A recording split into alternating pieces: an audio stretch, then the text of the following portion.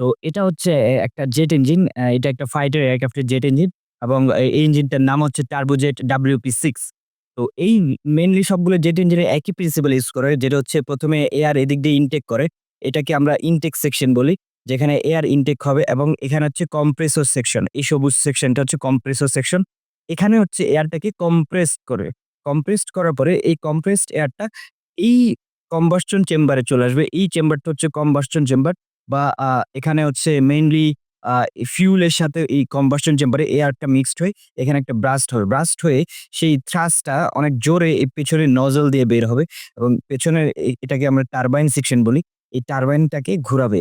এই টারবাইনটার সাথে একটা শ্যাফট সামনে কানেক্ট করা।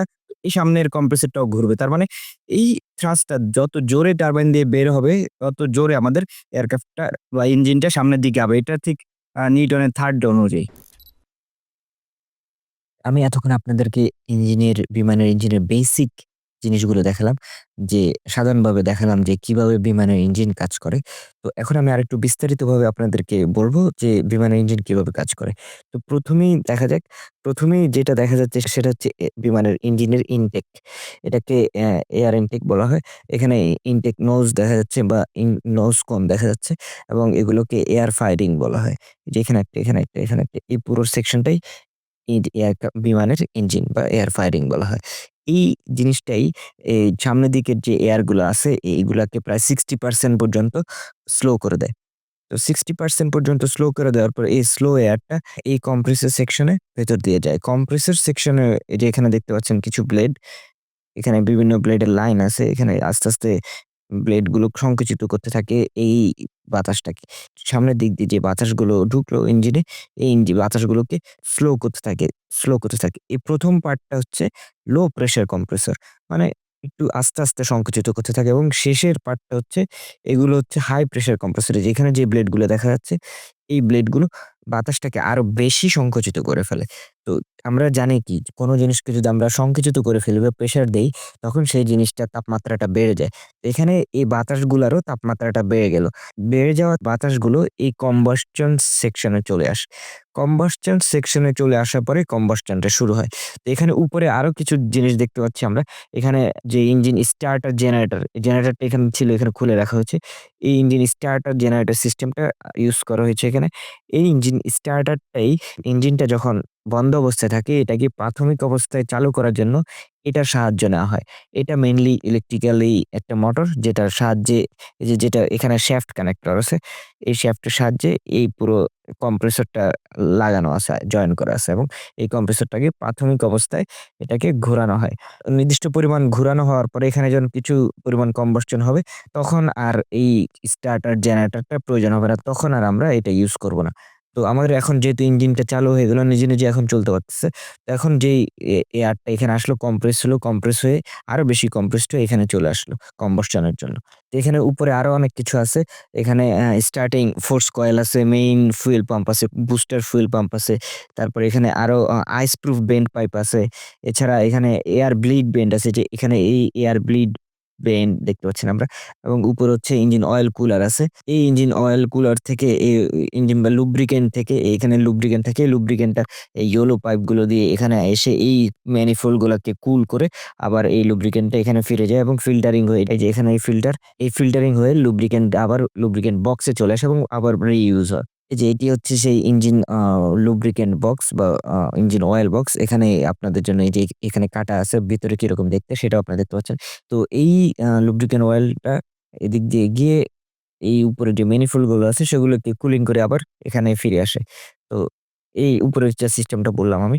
তো এখানে তো আমরা যেটা বলতেছিলাম যে কম্বাসশন সেকশন। তো এখানে চলে আসলাম আমরা কম্বাসশন সেকশনে। এই কম্বাসশন সেকশনে এখানে এয়ারটা, এই যে এখানে ঠান্ডা বাতাসটা কম্প্রেসর হয়ে যে বাতাসটা এটা এই কম্বাসশন চেম্বারের উপর দিয়ে প্রবাহিত হয়ে গেল এবং কিছু যে কম্বাসশন বাতাস সেটা হচ্ছে এই কম্বাসশন চেম্বারের ভেতর দিয়ে গেল। চেম্বারের ভেতর দিয়ে যখন যাবে, এই চেম্বারের ভেতরে আমরা এখানে ফিউল মিক্সচার করিয়ে দিই ইগনাইটার দিয়ে। ফিউল মিক্সচার করার ফলে এখানে অনেক আগুনের তৈরি হয় বা অনেক জোরে গ্যাসটা এদিক দিয়ে তখন বের হয়। আর উপরের দিকের যে এয়ারটা সেটা এটাকে ঠান্ডা করতে, করতে যায়। এটা এখানে তখন প্রায় ২,০০০ ডিগ্রির মতো তাপমাত্রা হয়ে যায়। এই কম্বাসশন চেম্বারের ভিতরে, যেখানে আরেকটা কম্বাসশন চেম্বার দেখা যাচ্ছে। এখানে একটা কম্বাসশন চেম্বার আপনাদের জন্য কেটে রাখা হয়েছে এবং ওই পাশে আরো ২-৩ টা কম্বাসশন চেম্বার আছে। তো এটা হচ্ছে মাল্টিপল কম্বাসশন চেম্বার এর একটা ইঞ্জিন। আ বিভিন্ন টাইপের কম্বাসশন চেম্বারের ইঞ্জিন আছে।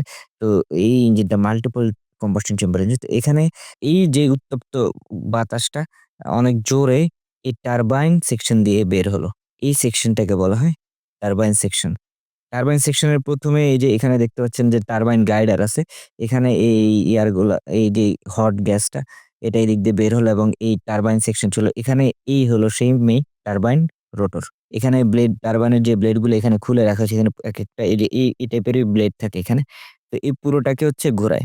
তো এই টারবাইনটাই মেইন ইঞ্জিনের মেইন পাওয়ার দেয়। এই টারবাইনটার সাথে এই যে এই পাইপটা কানেক্টর বা একটা শ্যাফট কানেক্টর ভেতর দিয়ে এই শ্যাফটটা একেবারে কম্প্রেসরের সাথে লাগানো। তার মানে এই টারবাইনটা যত জোরে ঘুরবে, ওই কম্প্রেসরটাও তত জোরে ঘুরবে। আর এই হট গ্যাসটা এই টারবাইনটাকে ঘুরিয়ে তারপরে বেরোতে হবে। যেহেতু এটাকে ঘুরিয়ে বেরোতে হয়, তখন এটা যত জোরে ঘুরে, কম্প্রেসরটাও তত বেশি ঘুরে, তত বেশি কম্প্রেসড এয়ার চলে আসে এখানে। আবার তত বেশি এখান দিয়ে এক্সহস্টটাও তত বেশি বের হয়। তো দেখা যাচ্ছে যে এই টারবাইনের স্টেজটাই এই বিমানের ইঞ্জিনের মেইন পাওয়ার স্টেজ বলা হয় যেটাকে। এটাই হচ্ছে সেই পাওয়ার স্টেজ। যেহেতু এটাকে একটু ঘুরিয়ে বেরোতে হয়, তাহলে এই যে থ্রাস্টটা তৈরি হলো, এই থ্রাস্টটা কিছুটা স্লো হয়ে যায় এবং দুর্বল হয়ে পড়ে। তো দেখা যাচ্ছে এখানে যদি ২০০ ভাগ থ্রাস্ট থাকে এবং এটাকে বেরিয়ে যাওয়ার পরে কিছুটা কমে যায়। কমে যাওয়ার ফলে তখন আমরা এখানে আফটার বার্নার ইউজ করি। এই আফটার বার্নার সিস্টেমটাই আ মেক্সিমাম ফাইটার এয়ারক্রাফটে ইউজ করা হয়। তো এই যে সেই আফটার বার্নার স্টেজ, এই আফটার বার্নার স্টেজে এখানে আফটার বার্নার ডিফিউজার আছে। তো এই আফটার বার্নারই হলো এয়ারক্রাফটের এই টারবাইনের পরবর্তী স্টেজ। মেইনলি বেশিরভাগ ফাইটার এয়ারক্রাফটেই এই আফটার বার্নার সিস্টেমটা ইউজ করা হয়। তো এখানে উপরের দিকে এয়ারটা, ঠান্ডা বাতাসটা থাকলো।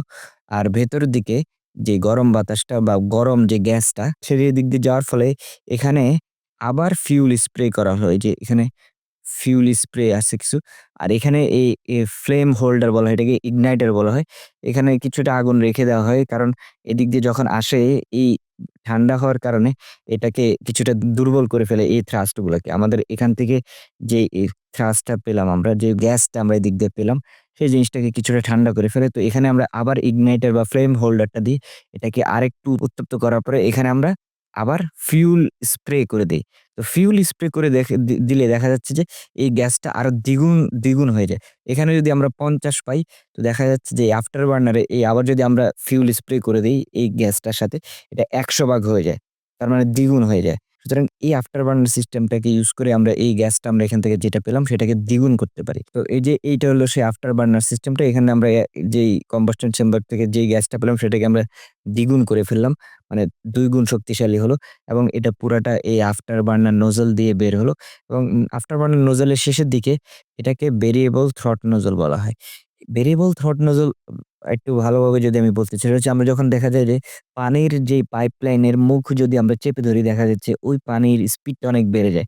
তো এটাও সেম।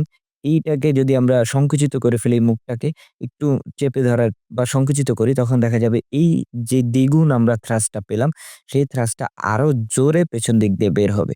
তো এই সিস্টেমটা এয়ারক্রাফটে যখন থ্রটলটা পাওয়ার বাড়ানো হয়, তখন এই নজলটা চিকন হয়ে যায় বা সংকুচিত হয়ে যায়। তখন এই নজল দিয়ে আরো জোরে থ্রাস্ট বের হয়। তো দেখা যাচ্ছে এখানে আমরা ৫০ ভাগ কম্বাসশন চেম্বারে ৫০ ভাগ যদি আমরা থ্রাস্ট পাই, আফটার বার্নার মাধ্যমে আমরা ১০০ ভাগ করলাম। আর এই নজলটাকে সংকুচিত করে এখানে দেখা যাচ্ছে আরো বেশি ১৫০ ভাগের মতো স্পিড বের করতে পারতেছি। তো এই সিস্টেমটাই হচ্ছে আফটার বার্নার সিস্টেম। এখানে আমি আসলে বেশি আলোচনা করছি না। আমি এগুলো নিয়ে অন্য কোনো ভিডিওতে প্রত্যেকটা টপিকস নিয়ে আলাদা করে বেশি আলোচনা করব তখন। এখানে আমি জাস্ট একটা ওভারভিউ দিলাম। তারপরেও যদি কারো এখনো পর্যন্ত যদি বুঝতে অসুবিধা হয়ে যায় আসলে বিমানের ইঞ্জিন কিভাবে কাজ করে, এখনো যদি জটিল মনে হয়, আমি আরেকটু ইজি করে দেই। সেটা হচ্ছে আমরা নরমালি আবার যদি মানুষের কথা চিন্তা করি, মানুষের যেরকম একটা মুখ থাকে, তো এই ইঞ্জিনেরও একটা মুখ আছে। এই মুখ দিয়ে সে হচ্ছে খাবার নেয় বা বাতাসটা খায়। খাওয়ার পরে মানুষ যেরকম তার দাঁত দিয়ে চিবিয়ে খাবারটা নিজের উপযোগী করে নেয়। তো ইঞ্জিনটাও ঠিক এখানে এই কম্প্রেসরের মাধ্যমে কম্প্রেসরের ব্লেড এর দাঁত দিয়ে সে এই এয়ারটাকে সংকুচিত করে নিল। আরো সংকুচিত করে নিয়ে সে পেটে নিয়ে আসলো। মানুষের যেরকম পেট থাকে, তো সেও তার কম্বাসশন চেম্বারে নিয়ে আসলো। কম্বাসশন চেম্বারে আমরা জানি মানুষের পেটে যেরকম এক্সট্রা অ্যাসিড যোগ হয়, যেটা এক্সট্রা এনজাইম থাকে আমরা জানি। সেটা যোগ হয়ে সেটাকে হজমে সাহায্য করে। তো এখানেও আমরা ফিউল যোগ করে দেই। যে এয়ারটা এখানে আসলো, খাবারটা এখানে আসলো, এখানে আমরা ফিউল যোগ করি। এয়ারক্রাফটের ফিউল যোগ করার পরে এখানে কম্বাসশন হলো। কম্বাসশন হওয়ার পরে এই থ্রাস্টটা এদিক দিয়ে জোরে বের হলো। তো এদিক দিয়ে যত জোরে থ্রাস্ট বের হবে, ইঞ্জিনটাও ঠিক সামনের দিকে তত জোরে আগাবে। স্কেটবোর্ডে আমি পেছনের দিকে পেছনের পা দিয়ে যত জোরে ধাক্কা দিচ্ছিলাম, আমিও সামনের দিকে অটোমেটিক তত জোরেই চলে যাচ্ছিলাম। তো ইঞ্জিনের ক্ষেত্রেও ঠিক সেম সিস্টেমটাই ইউজ করা হয়।